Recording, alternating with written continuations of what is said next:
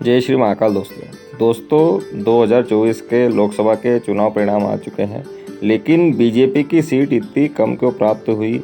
नरेंद्र मोदी जी का चेहरा लगाने के बाद भी बीजेपी को इतनी सीट प्राप्त नहीं हुई, उसका क्या कारण है यह आपको कोई नहीं बताएगा। लेकिन चुनाव का जो ज्योतिष विश्लेषण है उसके आधार पर हम जान सकते हैं कि नरेंद्र मोदी जी का चेहरा लगाने के बावजूद भी क्यों कम हुई लोकसभा चुनाव में बीजेपी की सीट। तो दोस्तों आइए शुरू करते हैं ज्योतिष जगत बाय देव निरंजन। दोस्तों बहुत से लोग ज्योतिष को मानते हैं, बहुत से लोग नहीं मानते हैं, लेकिन भाग्य का साथ होना काफ़ी ज़रूरी होता है कर्म को सफल होने के लिए। नरेंद्र मोदी जी ने मेहनत अच्छी करी थी, राहुल गांधी जी ने भी मेहनत अच्छी करी थी। नरेंद्र मोदी जी का चेहरा लगाकर ही पूरी बीजेपी ने अपने चुनाव प्रचार करा था, लेकिन उसके बावजूद भी वैसा परिणाम प्राप्त नहीं हुआ। उसका कारण ये है कि वर्तमान में नरेंद्र मोदी जी की जो कुंडली है, आप देख सकते हैं स्क्रीन पर, इसमें जो राहु की पोजीशन है, छठे नंबर पे राहु गोचर कर रहा है और वर्तमान में भी छठे नंबर में, उनकी कुंडली के छठे नंबर में राहु गोचर कर रहा है, जो कि रोग ऋण शत्रुओं को बढ़ाता है।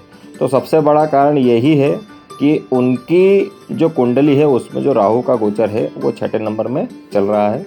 इस कारण से उनकी जो सीटें हैं वो कम हुई है, लोकप्रियता में कमी देखने को मिली है। जितना वो चाहते थे उतनी सीट उनको प्राप्त नहीं हुई है। इसका दूसरा कारण यह है दोस्तों कि जो गुरुदेव बृहस्पति का जो गोचर चल रहा है वर्तमान में, वो नरेंद्र मोदी जी कुंडली के 8वें भाव में चल रहा है। 8वां भाव जो होता है मृत्यु का कारक होता है, इसलिए गुरुदेव बृहस्पति मृत्यु के भाव में गोचर कर रहे हैं नरेंद्र मोदी जी की कुंडली के अंदर। इस कारण से उनका आशीर्वाद इनको प्राप्त नहीं हुआ है और भगवान का कार्य करने के बाद भी, राम मंदिर का निर्माण करने के बाद भी उनको अपेक्षित परिणाम प्राप्त नहीं हुए। इसके अलावा दोस्तों जो सबसे प्रमुख कारण है, नरेंद्र मोदी जी की कुंडली में वर्तमान में शनि की ढैया चल रही है, क्योंकि उनकी वृश्चिक राशि बन रही है जो कि दूसरे भाव में है, जिस पर शनि की दृष्टि पड़ रही है।